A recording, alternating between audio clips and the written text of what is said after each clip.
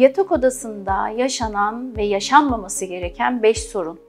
Yatak odanızın ateşini söndüren bu 5 alışkanlıktan uzak durmalısınız. Şimdi bu alışkanlıklara başlayacak olursak. Birincisi stres. Günlük hayatın koşturmacaları, yaşanan maddi sıkıntılar gibi şeyler bizim zaten stresle yüklenmemize neden oluyor. Aynı zamanda çift ilişkisinde yaşadığımız kırgınlıklar, kızgınlıklar, öfkeler, bunları da yatak odasına taşıdığımızda işte o zaman kadının ve erkeğin cinsel eylem sırasında o ana odaklanması, hazza odaklanması, zihnini susturması pek de mümkün olmuyor. Bu aslında şu demek, kadının ya da erkeğin bu adam neden beni anlamıyor, şimdi bana nasıl keyif verecek, aslında bu bunları yapmamı hak etmiyor gibi düşüncelere girince cinselliğe kendini veremeyip, ana odaklanamayıp cinsellikten alınan hazzı da doyumu da azaltıyor. Çift giderek mutsuz bir cinsel yaşama dönüşüyorlar. O zaman ne yapıyoruz? İlişki sorunlarını, problemlerimizi, evlilikte veya iş yaşamında yaşadığımız sıkıntıları yatak odamızın kapısının dışında bırakıyoruz. Yani yatağa küs girmiyoruz. Bu temel problemlerden bir tanesi. İkinci maddemiz ne biliyor musunuz? Olsun da bitsin. Yani bunu bir görev gibi algılamaktan vazgeçmek lazım. Özellikle kadınlar, bu lafım size. Bir an önce olsun da bitsin. Hadi işte bunu bir de araya sıkıştıralım. Bu giderek aslında cinselliğin özünü kaybetmemize neden oluyor. Sonuca hedefli sevişmeler, yani orgazma ve boşalma hedefine koyduğumuz sevişmeler bir süre sonra kısalıyor.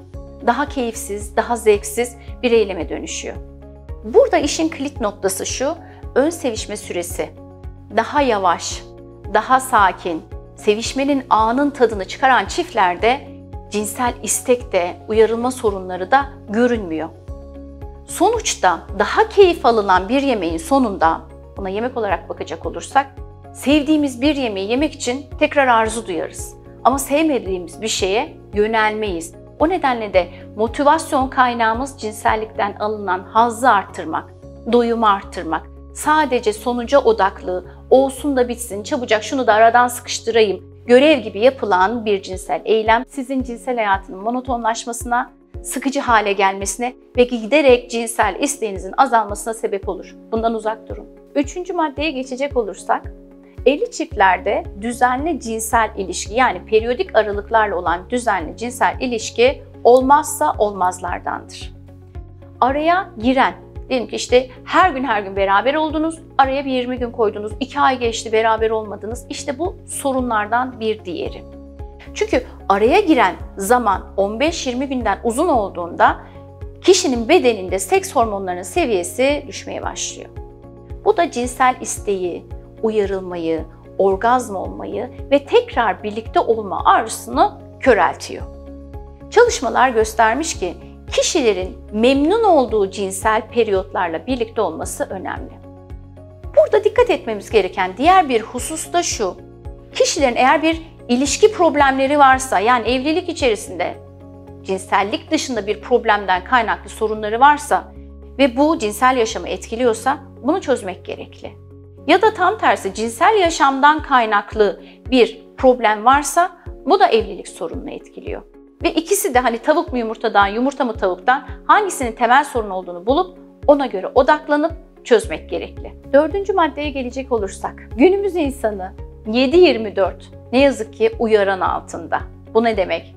Sosyal medyadan gelen mesajlar, telefon, WhatsApp mesajları, sürekli uyaran, internet, bir sürü uyaranla karşı karşıya kaldığımız için beynimizi bir türlü dinleme moduna sokamıyoruz.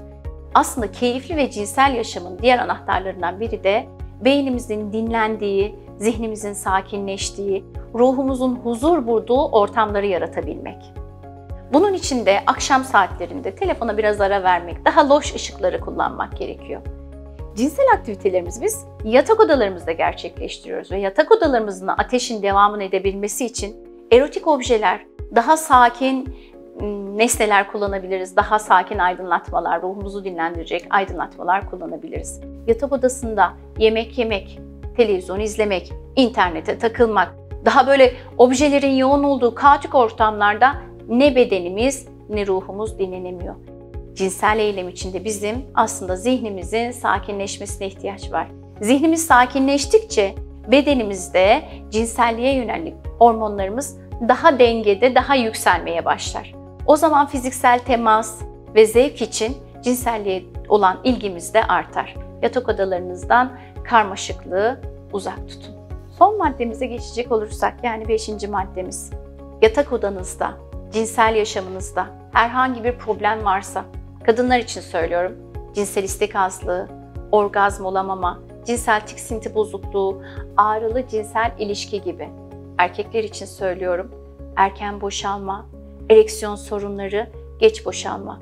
Böyle bir sorununuz varsa ve bu sorun 6 aydan uzun süredir devam ediyorsa, mutlaka önce hekime, ardından bir cinsel terapiste başvurun. Çünkü bu sorunların kaynağı organik hastalıklar, damar, sinir, enfeksiyon gibi hastalıklar olabileceği gibi cinsel travmalar veya cinselliğe yönelik yanlış inançlar olabilir.